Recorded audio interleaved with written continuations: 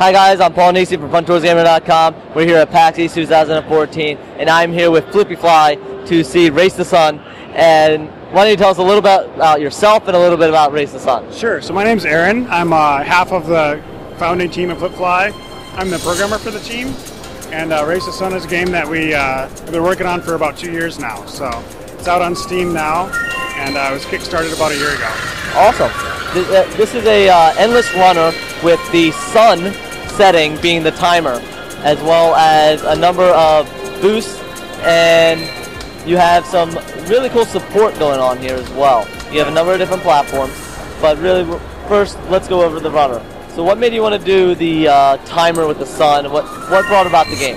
Sure, it's kind of like I'd love to say that we just had this spark of inspiration and we kind of made it all at once, but it was really kind of like an evolution that happened over a few months. So, we started with just these simple abstract shapes that you're racing through, and it was cool, but it kind of lacked something, and so we came up with the idea of the sun setting and you being a solar craft, and that just kind of had this cool side effect of as the sun goes down, the shadows get longer, and that kind of makes it more intense and hard. And yeah, so, that does make it a little harder to judge the shapes, as well as you not only are you doing endless runner, you're trying to get the points, you're trying to go for the blue objects and get the points multipliers, as well as going for the yellow to make the time go up, but you're also racing against time as well. Right. And one thing is, you don't start out with all the objects at once, you do incrementally. How does that work? Yeah, so we do have a leveling system.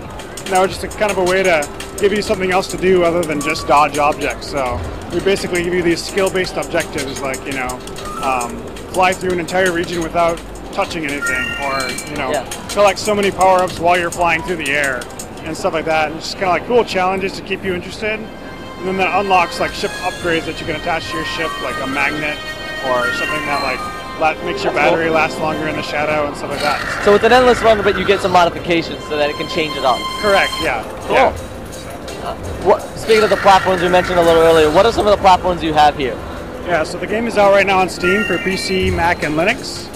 And we're in the process of adding Oculus Rift support, which will just be included in that Steam version. I did get to sit down with the Oculus Rift and play Race the Sun with the Oculus.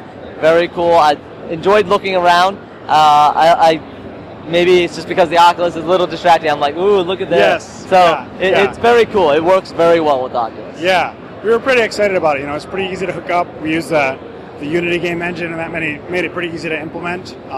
So we're pretty happy with it. Yep, you also have a PS Vita.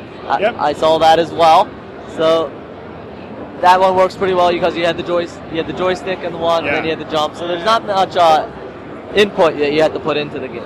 Yeah, it's pretty simple. It's just left and right, and then if you catch a jump, you can push the jump button. So we're really aiming for the same experience on the Vita that we have on the PC. So we're going to shoot for that same visual look, and we're aiming for 60 frames a second. So. Yep.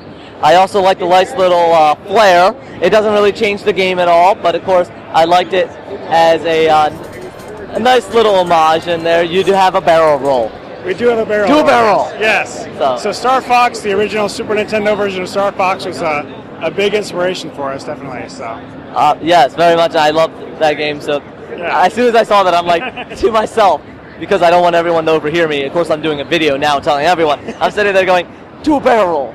Yeah. Do a barrel roll. No. So, it's a lot of fun. Yeah. So when can we expect your game out? All these platforms. So when can we expect you out? So it's out now on PC, Mac, and Linux, and we're bringing it to Vita, PS3, and PS4 as a cross-buy, and that'll be out this summer. Oh, that's nice. Cross-buy, so you buy one, you get the other. That's correct, yeah. Very cool. Thank you very much. Yeah. Enjoy your PAX. This has been a great PAX. So yes. Yeah, thank you. A lot of fun. Yes.